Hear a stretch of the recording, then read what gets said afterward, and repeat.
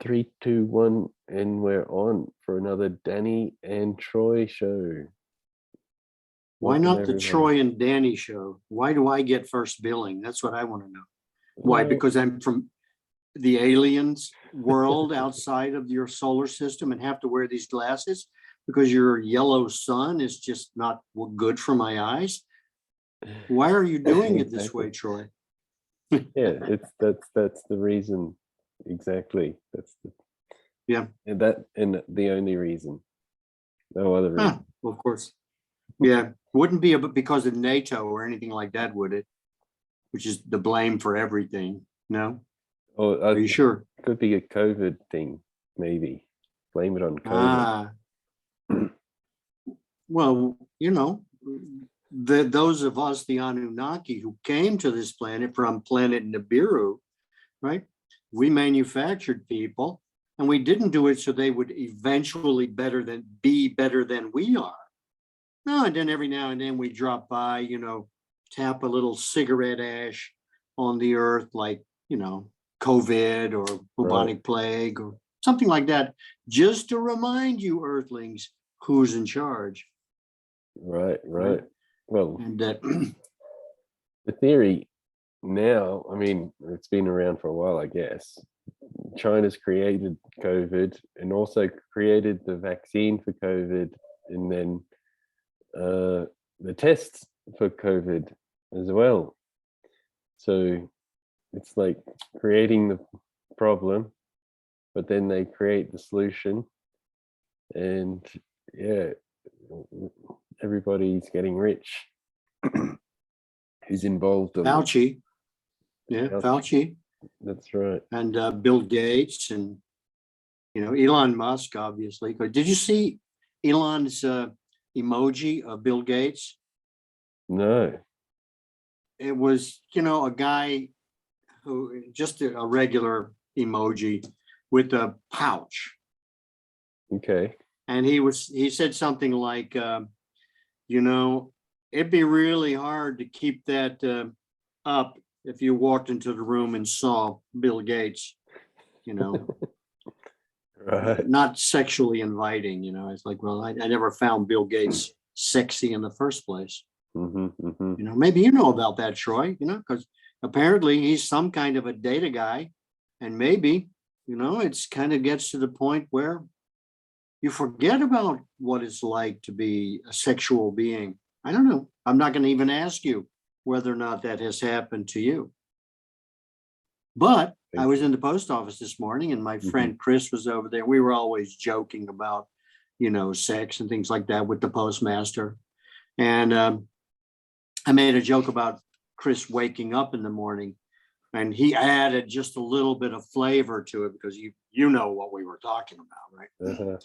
And he said, yeah, and then it just gets to the point where it's like, oh, it's like, oh, I see. Chris is a little frustrated.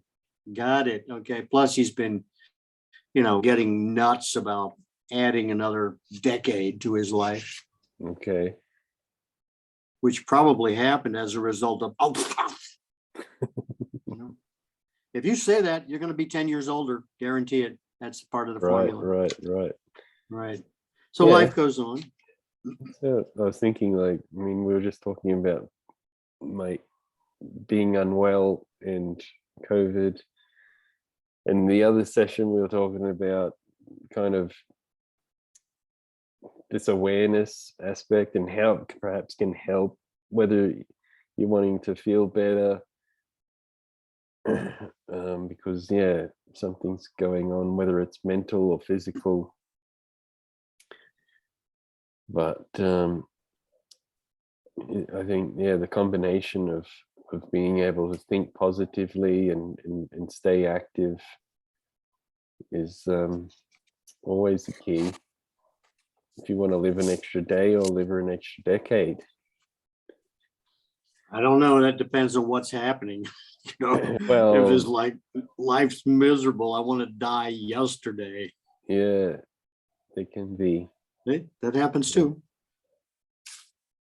It's kind of funny because I think there are more and more contemporary definitions about normality, right? Mhm. You are normal if. And so Mhm. then you start asking yourself questions which are probably going to draw forth a couple of negative answers.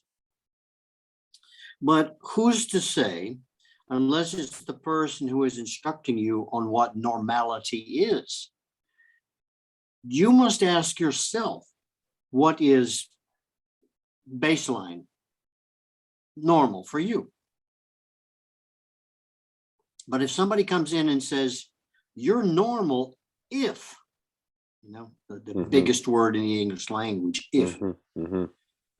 then we are no longer asking ourselves if we are normal. And of course, there is no normal, nothing like there is no average. Mhm. You can Mhm. get close Mhm. to the average, you can be on the wrong side of average, you can do Sure. anything you want with average, but it's a fallacy, right? I don't know any average people. They always have something, some aberration about themselves that really detracts them from ever being able to reach normal. And if they ever did get to normal, then they would find out that normal is constantly changing. So the moment that you become normal, normal is no longer normal anymore. And I think a lot of that has been offered to us to reestablish a new normal, right? Mhm. And that we have impressions about things, about people, about plants, about things, about us, about other people that are really quite manipulative, I think. And maybe some of our listeners aren't aware that we began a conversation earlier in trying to, well, it was actually part of a business play when we were establishing an elixir, right? Sort Mhm. of the answer to life, or the magic formula, or love potion number 9, or whatever it is you want to call it, which I think is quite popular. Most developed countries, and maybe even undeveloped countries, have certain herbs or certain additives they put in a mixture, and then they come up with acacia root bark, which is principally makes you feel confused. I think it's Acacia confusia or something like that, Really? Okay. where you always want, it grows in Australia, by the way, and Taiwan, and you can buy it online. Mhm.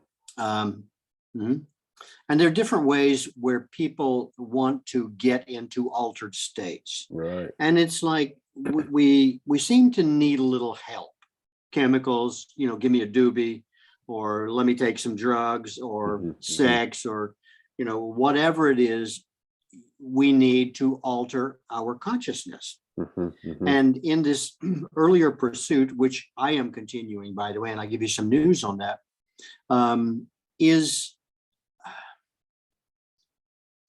time consuming.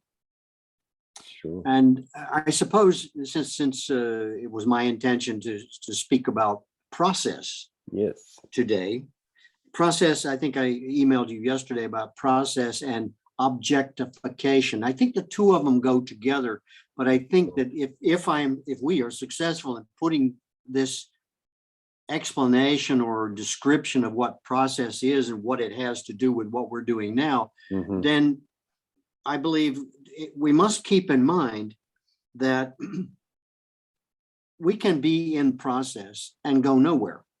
Right. Right? A lot of people, you can call it a lot of people's lives. You're in the process of living, but then are you? Mhm. Mhm. And is your life going anywhere? Is there an object of your pursuit? Right? Right. Well, yeah, I want this or I want that. And if you don't know what you want, that's what you're going to get. Mhm. Mhm. Sure. Right? Something that they'll decide for you. Right. It's Right. like playing the lottery. Okay, give me a quick pick. You'll let the machine decide, and the machine's going to decide, no, you're not one of the winners. Matter of fact, we'll time all of this out so that we're ready to make a payout when the machine is ready and not when you're ready. And like I said, you're not even on the list. Mhm. So this process, which I think we've touched on briefly, involves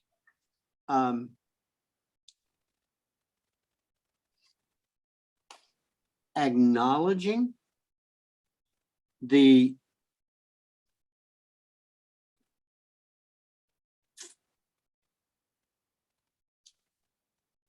earmarks of progress, for lack of a better word, Okay. the journey, and where you're going. And if you know where you're going, or you have some idea, let's say this elixir that we're talking about is solves everything. You know, it's a healer. It's a love potion. It's a, you know, back to prime health. It's all of this stuff that only by being sick, as in your case, do we begin to realize that number one on the list is health. Sure. Right? So, and then when we're doing well and we're happy and our body's functioning well, we don't think about it. That's right. And coming from being in good health or wellness or whatever they like to call it now, means that we almost forget about it.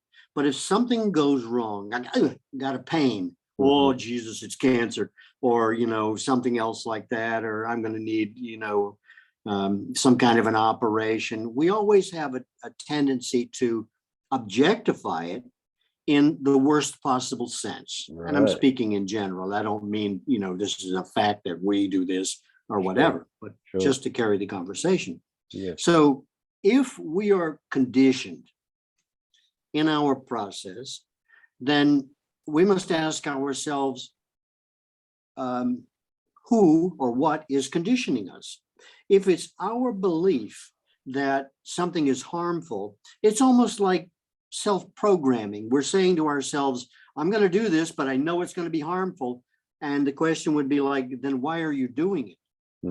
Well, because I've been instructed, you know, to sign up for the military and go to fight for Nazis in Ukraine. It's like, I don't, okay, that's what you want. All right, I'll wish you well. See you on the other side. But then there are, I might say, a more conscious choice to be well, right? Which is sort of like the pursuit that you're involved in order to be happy, right? Whatever a person's personal definition of that word is. I think it's an illusion, by the way. And we attempt to program our lives in a way in which it's not a matter of life and death. It's like, okay, I like this pen better than the other pen, and it makes me happy. It's like, all right, that's sorry I didn't charge you $1 million to help you be happy. A pen only cost me 25 cents, but I bought it 10 years ago. And so if we program ourselves to apply a specific process of how we live our life and what we acknowledge as being information from outside or information that we have intuitively or instinctively received, then recently I had to ask myself, it's a weed. I'm going to pull it up and throw it away. I hate this thing. And then suddenly I'm so annoyed with this weed, I Google it and come to find out that it's a miracle weed growing in my own yard. And I'm thinking, whoa, how many different times and places does that apply to? And so then, you know, all of these weeds that I abhorred, I started looking up, and each one brings a fantastic medicinal value. So, you know, in trying to define elixir metaphorically, then I send myself off into a number of different territories in search of a meaning for elixir to achieve, let's say, general well-being. I'll set my goal in creating an elixir as being, you know, a kind of fountain of youth, a curative for all ailments, local, no additives, And when you take it, it produces immediate results. Right. And then how we deal with the effects of that elixir on us is another one, because another issue to tackle. Because suddenly, and I've been working on this elixir, as you know, for quite some time. Some of it has been in the bottle for 10, 20 years. And I decided, meeting you with this elixir, that we'll take it to the next step. And I haven't mixed the two components yet. They're still, Dr. Jekyll and Mr. Hyde. Yeah. And I'm thinking, okay, well, I'll try the one that I developed recently. And there's always the possibility that putting together the two together will neutralize everything, and I'll end up with H2O. Sure. What? Yeah, you brought it back to zero. No.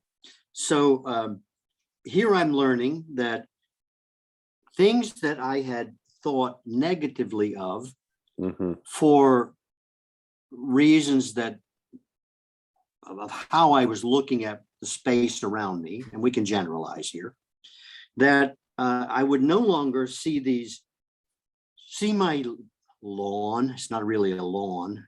It's like a field, is producing things that I'm looking at and thinking, there's that damn plant again. Or since I looked it up, and it's like, now I look at the lawn in a different way. It's like, wow, look how much of this is growing over here. It's blooming too. So I took the flower and 6 leaves, like they're saying, in these old formulas. Right. And I've got a mortar and pestle that I bought a long time ago. It's like stone, it's like that big. And it's got this huge, it's green. So I don't know what what the mortar and the pestle is made of. I don't know. But anyway, and it's been carved out, and it's got these little rings in it for being able to emaciate the organic matter in there. Yeah. And I'm realizing at the same time, okay, you can do a double extraction. You can do water, and then you can do alcohol. You can do a little bit of heat, all these different methods of involving me more directly in something beneficial to myself. Right. Of which me unknowingly extracting these very valuable herbs, most of them referred to in the sense of food of the gods or whatever, it has taken on a different sense and changed my perspective on things in this ongoing process, which I would say is more subconscious than it is conscious, in following things along a more natural trail, like a nature trail, right? Yeah. And taking these things and then combining them and testing them, and seeing myself, guinea pig number one, as to a class I had designed for myself a long time ago was called N equals 1, an N of 1. Okay, I am my own laboratory. Right. So here I am playing with it, and I took this one plant, and I did the mortar and pestle. I cut it up, little pieces and so on, and ground it up, and it's a plant. It's a green plant, and I did all of that, and then I said, okay, I'm gonna put some vodka in it, see if we can do an extraction, right? And 2 days in the bottle, and the whole mixture turned like India ink, black. Wow. And I'm thinking, what have I done? Because it had little blue flowers on it, green leaves. Right. And then there's some kind of a chemical reaction going on, and in this process, to get back to the subject, right? I'm having to fight a number of different delusions. Sure. Erroneous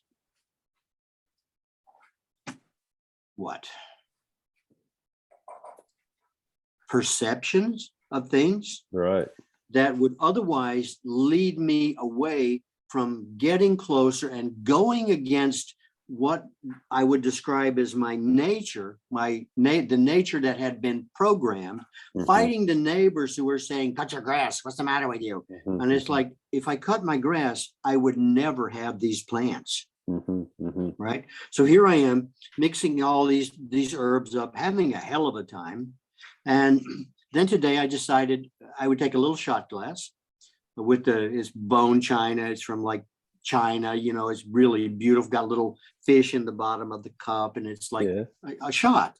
Yeah, Right. for drinking tea, I think. And Okay. very well done, because I believe that the artistic approach is, and the beauty is part of the whole thing. Right. Sure. Yeah. It's not just, you know, mix it up in a vat of yeast and do this and do that, and then you come up with little pills that you put through a pharmaceutical process and blah, blah, blah forever until it ends up being a white oval pill, right, with numbers or letters on and a line down the middle or whatever. And I'm thinking, this is involving me, the organic being, me. Right. And in this relationship of me to my environment and the program, the object, right, of this process to come up with an elixir that maybe even surprises me. I'd been having back pains, you know, I've been, what else? Little digestive problems. And so I said, I have to listen to that quiet voice inside of my head, that voice that says, why are you questioning it? Just do it. Right. Right. That if I go out and I know which area of the yard to walk in, it's like an acre, and it's under a big canopy of all different kinds of trees. And, you know, I've got mushrooms growing out of trees and all this sort of stuff, which end up being, you know, the food of the gods in another Chinese medicine or some other historical account of these herbs that have been going around in populations for years, thousands of years. Haven't mixed any marijuana in with it yet, and I don't plan to, actually, because that would like take over.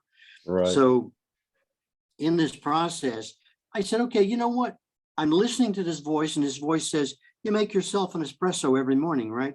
And I found a wall-mounted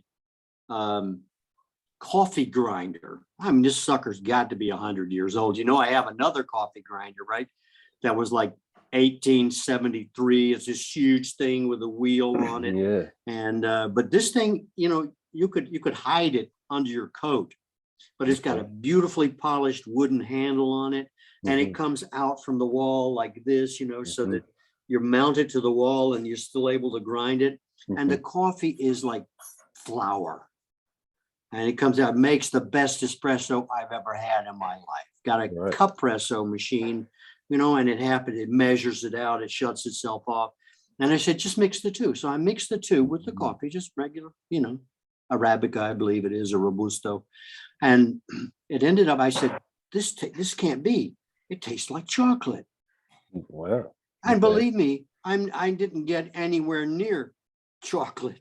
No Godiva, no Hershey's, no nothing, you know, no anything. And it was like, how did that happen? But it mixed it up. And I'm thinking, gradually, I'm feeling better. I'm denying it the whole way. You know, I'm saying this process of coming up with this sucker is, first of all, I've got to learn how to walk. And then I've got to learn that if I'm walking, am I walking in the right direction? Am I stepping on something that should actually be in the elixir? I mean, you know, I've got a hurricane going on in my head about going through this, right?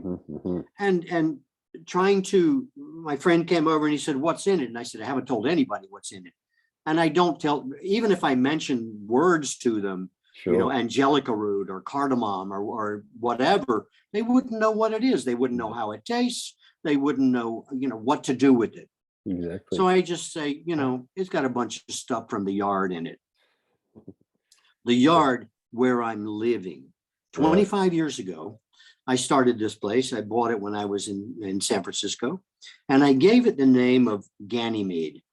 And I said, now, why am I giving it the name Ganymede? Because at the time I was heavy into, you know, winemaking and things like that, and living in Sonoma, Napa Valley, Northern California. And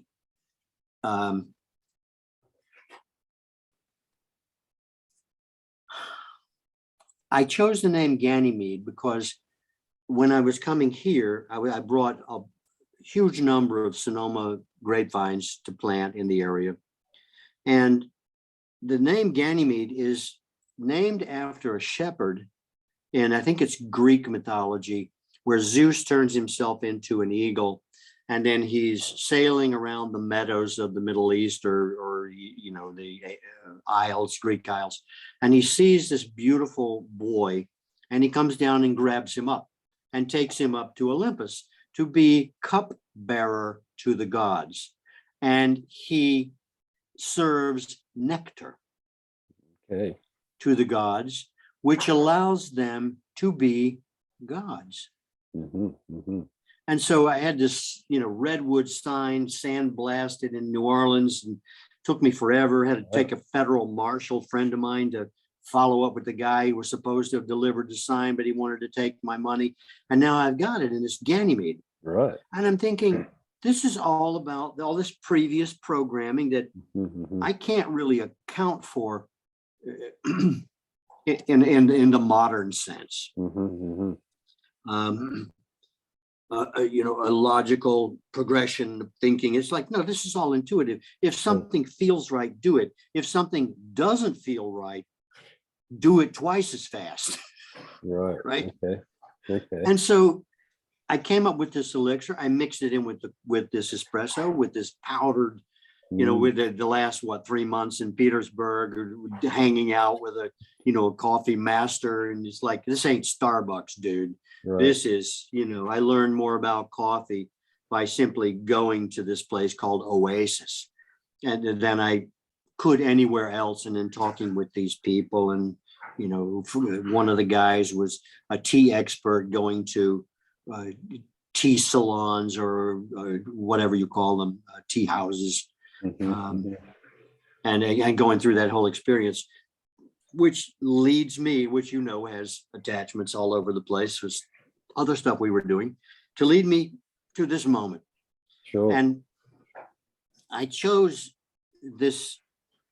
I chose process first, and I didn't know that I would be talking about all of this, but it really does seem strange that in using this elixir, coming up with this elixir, I would use to describe what process is. It's a lot of surprises. It's a lot of unexpected moments, unexpected everything, to reach an unexpected result, which, if you're listening to the soft voices, the intuitive, the voices in your head, much like when you're writing something, you don't know what you're going to write next, but you keep writing because it's coming. Where does it come from? I would like to say, oh yeah, it was me. I thought about this a long time, and every word is scripted, and I'm reading from it, but I'm making it sound like I'm talking, which is not at all true. So we're somewhere in that intuitive plane now of following our creative nature to reach an objective. Sure.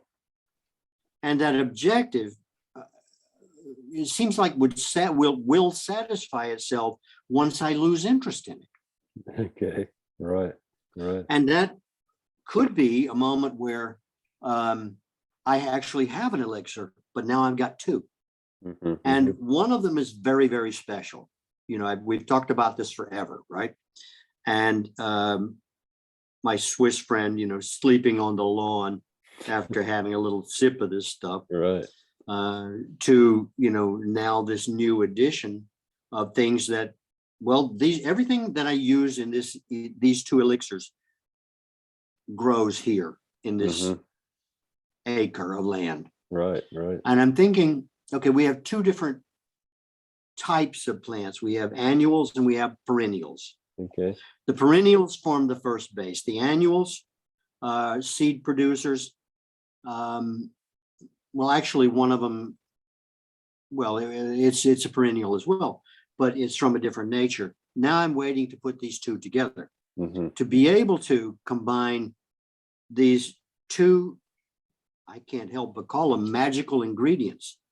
One with, it's very obvious to me, that these things birds love it. They come and I got a race to keep them, and it's been in the bottle, for 20 years, and a long history attached to that. And then here's this other one. I hate this, I hate that. And I'm putting all of this things that I'm having, could I say, an adverse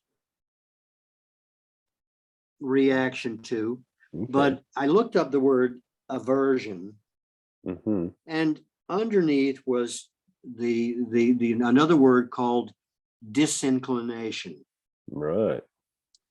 right? Mm-hmm. And I thought that's perfect. That's exactly what it is that's going on. And I'm trying to come to understand my own mind and how it affects the choices I make. Mm-hmm. Mm-hmm. And if I'm not inclined, I'm disinclined, Mm-hmm. right? Mm-hmm. Then I said to myself, I made a note here, disinclination created from inside, obviously from the malady inside. So this disinclination is like a code, right? This code is saying,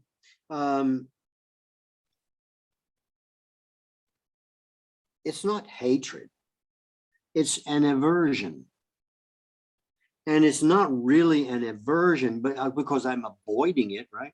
But it's actually deeper than that. It's a disinclination, which is my reaction to the aversion that I'm experiencing, to avoid it, avoid.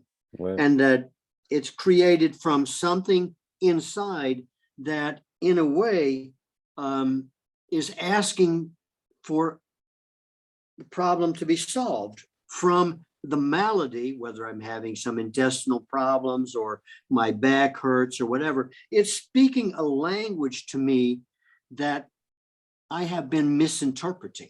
Mm-hmm. Mm-hmm. And I think at least because, it's an N of one, right? Everything is an experiment here. And, Right. I just principally get to do what I want. If I want to go to the post office, I can go. If I want to go buy a plant, I go. If I want to stay home all day or play with the cats, I do that too. It's not like, I've got a 9 to 5, which seems to me is part of a process for people to avert their own abilities to understand their own disinclinations. Okay. Sure. And that's a battle. And we can experience that, this could be a business, right? If suddenly I look at it a different way, Yeah. then I become a very uninteresting person because I take it so seriously. And then it's like, when I take things so seriously, I miss out on the delicacy, the soft voices, the relationship I have with things around me. Mm-hmm. Maybe like a pioneer, you get here and you look around, it's like, what am I going to do now? Well, I can't go to Amazon, right? And order it and have some bird drop it off in my yard or whatever. This is the kind of place like back to nature or simplicity or learning how to speak with the inside parts of me that are obviously messages from the malady inside. But it's kind of like reading the message in a mirror, like Da Vinci did, right? Wrote backwards. Right. And I'm thinking, okay, maybe I'm not calling myself Da Vinci. I'm just saying that in understanding his process, in dealing with the creative venue, then there are things that we shouldn't shake our heads at. Yeah. And say, oh, this is nuts. Sure. And in the process, still being guided by hopefully having an outcome, if that's what we're interested in, because it can still be a process. I mean, I can keep mixing stuff up forever, Sure. right? Until I become disinterested and then I pick up something else. But that's, and I've talked too long actually, but I think I've reached a point where in describing just one process that I'm involved in now, without thoughts of I'm going to get rich or whatever. If it happens, it happens, but that's different. That's distribution. That's meeting, the Food and Drug Administration. That's meeting, taxation. That's meeting firearms, tobacco, and alcohol, and all that nonsense. Mhm, mhm, Really, I understand everybody, well, it's for your own benefit, right? mhm, mhm, And okay, fine, but yeah, give me, the 1700s when you didn't have in this Scot-Irish neighborhood or part of the world, you didn't have revenuers coming by and saying, by the way, how you spend your life and the money you make, part of that's mine. It's mhm. like, why? Who are you? Sure. Oh, yeah, that's right. You're the government, you're Mhm, NATO. mhm, Ah, mhm. and it's like, well, if you don't pay us, we're going to bomb the hell out of you. How do you like them apples? Mhm, It's mhm, like, well, how much did you want? mhm, Oh, I don't know, 75%. Is that okay with you? mhm. Then we're into Chinese warlords, right? Sure. So what do you make? Well, yeah, I I think. gotta do I gotta do something, to put a pause to this. So Oh yeah. there we go.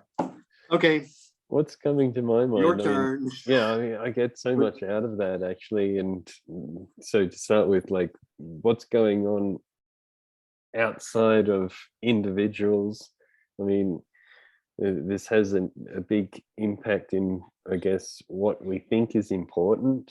Like we were saying, there's a lot of falseness or false, whether it's advertising or marketing or whatever. There's this big kind of community um,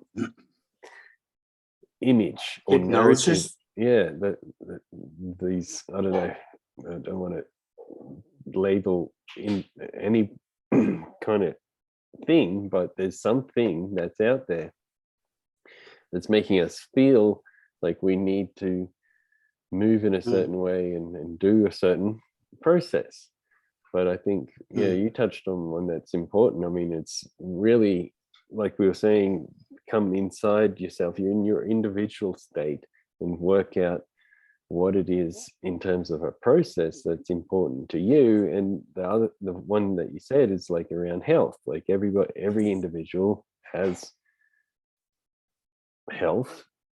If they're alive, that means, they need to keep breathing and bring in. I think it's important to acknowledge that as a process of, okay, what am I going to do towards increasing or maintaining my certain level of health? And we've been playing with teas and elixirs and magic potions, and I think that is one that, you see ancient times or in the history of, um,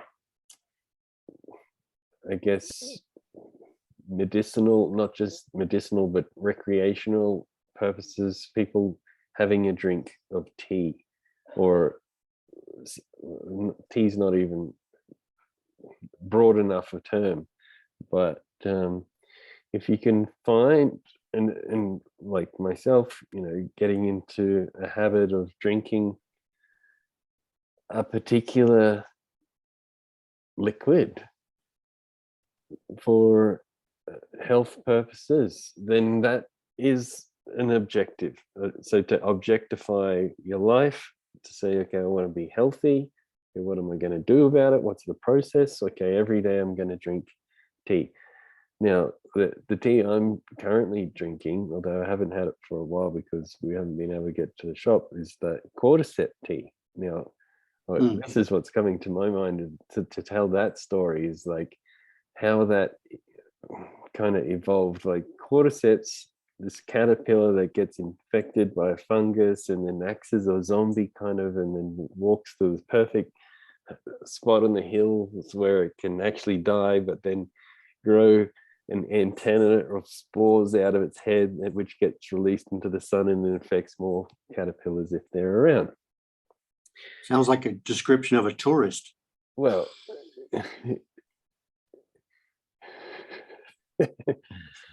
it's something out of like science fiction, but imagine the first person walking. I mean, okay, that, because it only grows in a certain Himalayan mountains environment and things, like, I don't know, one yaksman probably walking past, looking for his yak one day, which is just following his process or her process, and then comes across this scene, which, you know, I have been told in some cases it can be like hundreds of these little caterpillars spread over, you know, this a space of a few meters. Imagine seeing that and going, okay, that's interesting. But then somehow, I mean, if you knew what was going on, or even just the visual aspect, it would be something like for panic stations and something out of, you know, it could spark these emotions of being scared or fearful or unknown, even being unknown what it is. But something happened, and they took the caterpillar and ate it. Why? But someone would have at one stage, and that had an effect where, okay, the person who ate it felt better, and now that caught on, and now they're making teas out of it, and it's evolved in that way. But some kind of message would have came along from this other space that we were talking about, where it's almost have to stop thinking about everything that's going on and all the messages that are coming, the mainstream messages of what the process is, what the next step is, and just say, okay, let's try, let's be open, let's do it.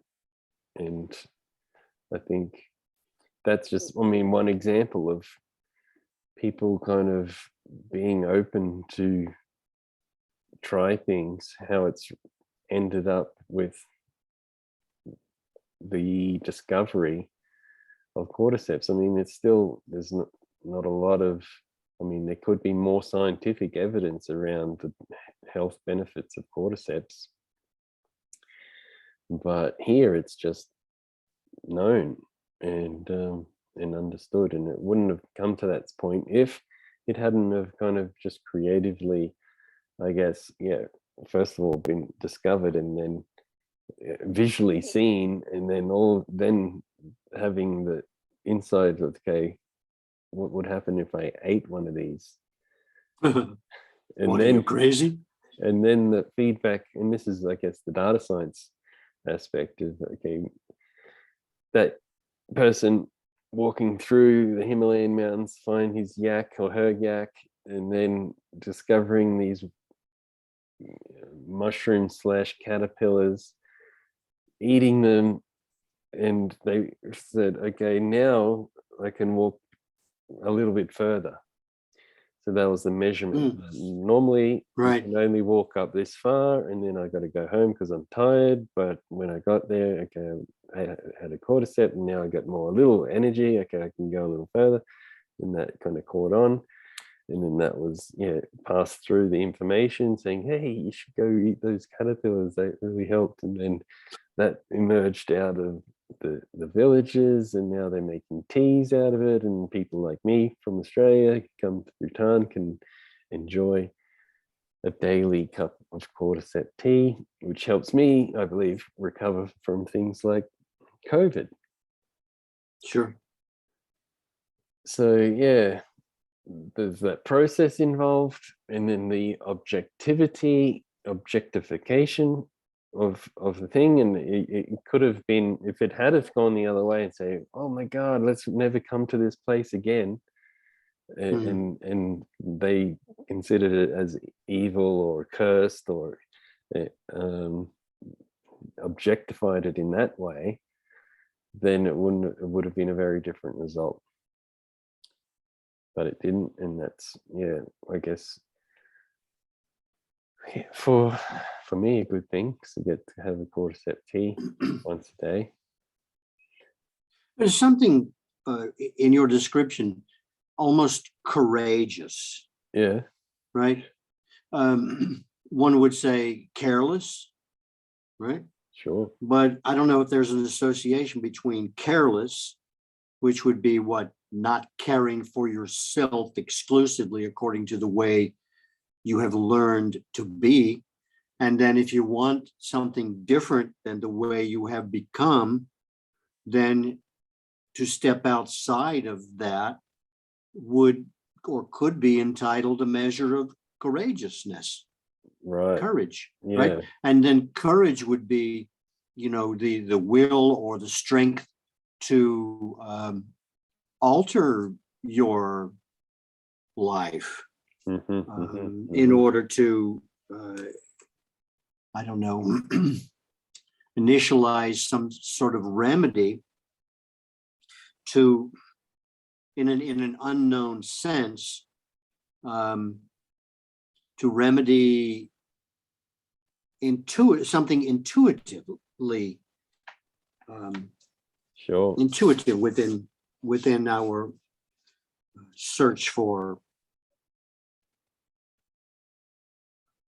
something to which I would say could have been an underlying principle of, to have a better day, or to make my life better, or to enjoy, or to find a way to be able to see things in a different way. I mean, it gets quite complex, right? And in terms of how we approach it, and how careless we are or how courageous we are.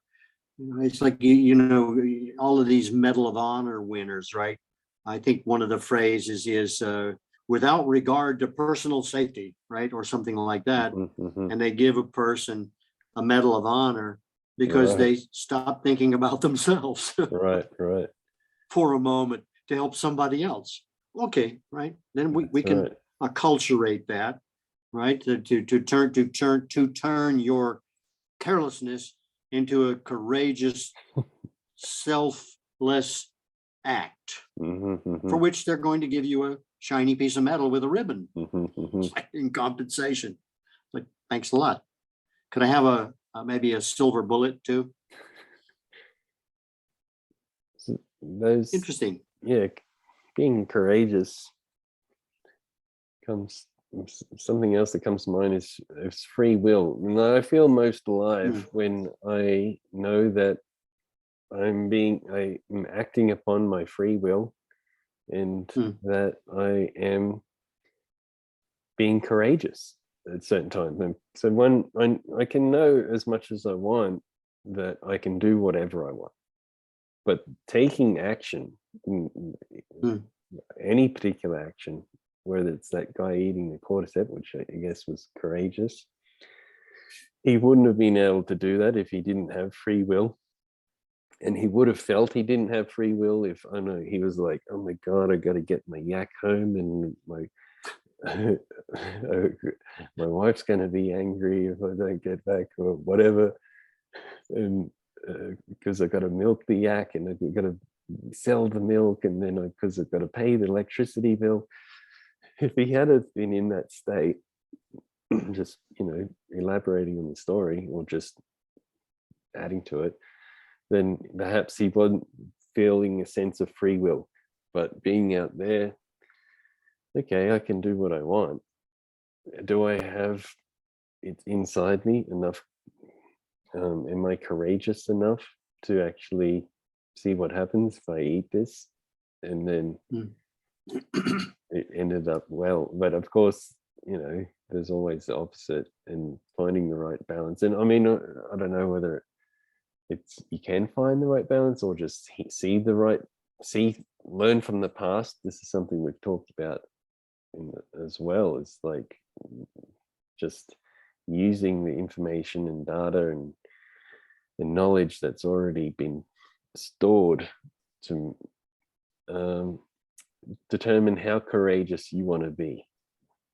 First of all, know you have free will, which is really difficult sometimes for some people because of, like you said, like we were saying, the community image and marketing saying you need to do this, and get stuck in that sense that of the process, saying, oh, I don't have any choice, I just have to do this. But coming to the realization through awareness that you do have free will, gives you the capability to be courageous, but you really have to be careful on how courageous you want to be. And if you need some extra guidance, then look back in the history. Okay, what's happened?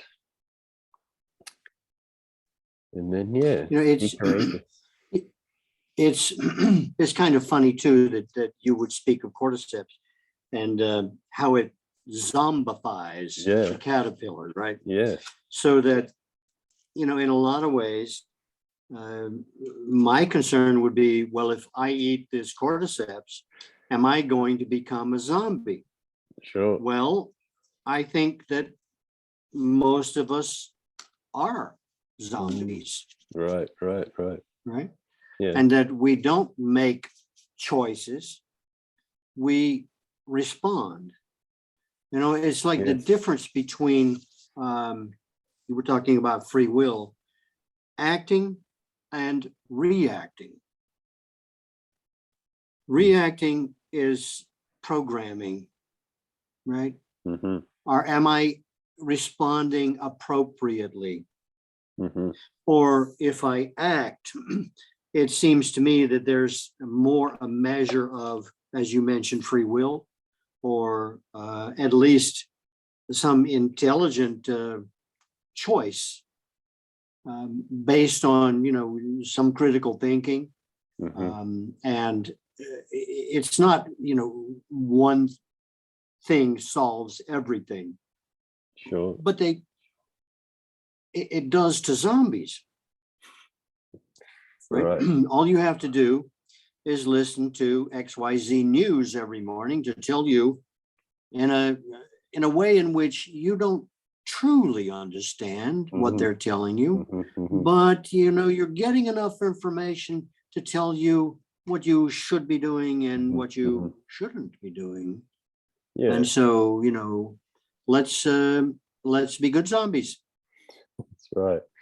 Yeah, it's a good analogy. I mean, the news being kind of thrown out of these antennas like spores and then being absorbed by us, the caterpillars. And if we get too much, we're just going to be walking along like a zombie to the place that we're ready to die and tell everybody else Yep. before we die. Yep. The And same that, of message. course, leads to radical behavior. Right. You know, around here it'd be country boys buy that big truck. Yeah, You know, yeah. the wheel extenders and Exactly. you know 2,000 lights and Mhm. take Mhm. out that muffler, and you know Mhm. then suddenly it's sort of symbolic of the battle that they must be undergoing of not being sucked under Sure. by this whirlpool. But the flip You know, side at is, least to say to themselves, I'm not a zombie. I'm not a zombie. It's like, well, maybe a different interpretation of a zombie. yeah, with the flip side I see is like, I mean, with the cordyceps example, there is some good from it, something that can be made into a tea, which whether or not, I mean, ultimately, who's to say whether that's good or not, but I find it great to drink and enjoy. Sure, you would, zombie.